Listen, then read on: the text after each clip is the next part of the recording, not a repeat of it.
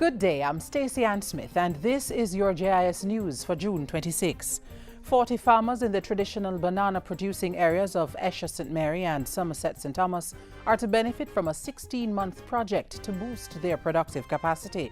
The Economic Diversification Program is being conducted by the Ministry of Agriculture and Fisheries, RADA, Food for the Poor and the European Union. It was developed to alleviate the social impacts of the decline in banana production. Farmers will be provided with alternate income-generating activities in the areas of beekeeping, goat rearing and hot pepper production. But let me say this, it is not a forever thing.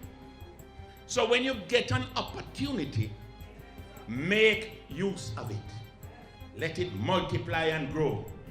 Industry, Investment and Commerce Minister Anthony Hilton says the services sector is being positioned to play a key role in Jamaica's growth and integration into the global economy. We believe that a well-functioning services sector is critical to the overall performance of our economy and the development of our people. The minister says government is working on a services sector policy that will help achieve that. He was addressing the Planning Institute of Jamaica's recent sectoral workshop. State Minister for Foreign Affairs and Foreign Trade Arnaldo Brown is asserting that Jamaica will continue to advocate for the free movement of people as it works to make the country more competitive in trade. And I say that not simply in the context of the EPA-EU context, but I say that also in the context of CARICOM. Because in the movement of people, there is a direct correlation between movement and trade. Because wherever people go, they will create opportunities.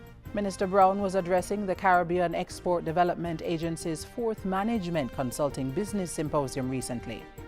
A tool to enhance decision-making to reduce the serious economic and social impacts of natural hazards in the region has been launched. The Caribbean Disaster Risk Atlas was funded by the World Bank at a cost of $510,000. It's expected to strengthen the capacity of Caribbean countries to develop strategic risk management strategies. Minister of Water, Land, Environment and Climate Change Robert Pickersgill has hailed its preparation as a major achievement and called for its urgent dissemination to policy and decision makers and the wider public. His remarks were delivered by the chairman of the Climate Change Advisory Committee, Dr. Conrad Douglas.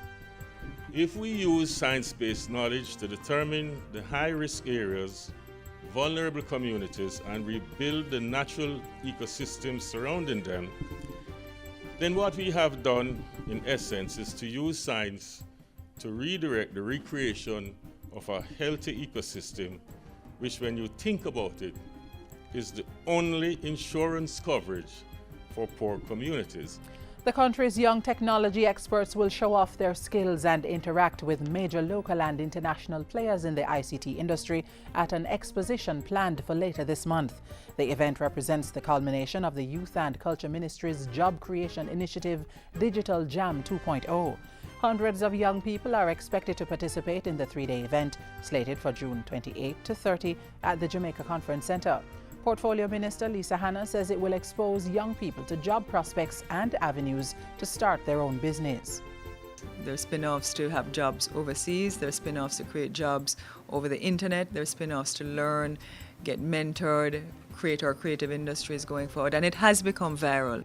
A key feature of Digital Jam will be an app contest where some 200 teams of young Jamaicans will compete to develop specific mobile or web-based applications.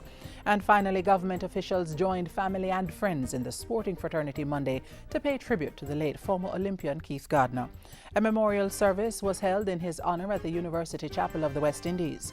Among those paying tribute to Gardner's contributions as an athlete and sports administrator was the Minister with responsibility for sport, Natalie Nita Headley, who spoke on behalf of the Prime Minister.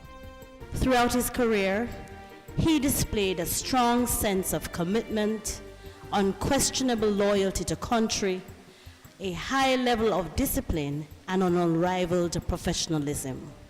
Keith Gardner received the Order of Distinction for his outstanding service in the field of sports administration, helping to establish sports programs for the Jamaica Constabulary Force, University of the West Indies, and Multicare Foundation.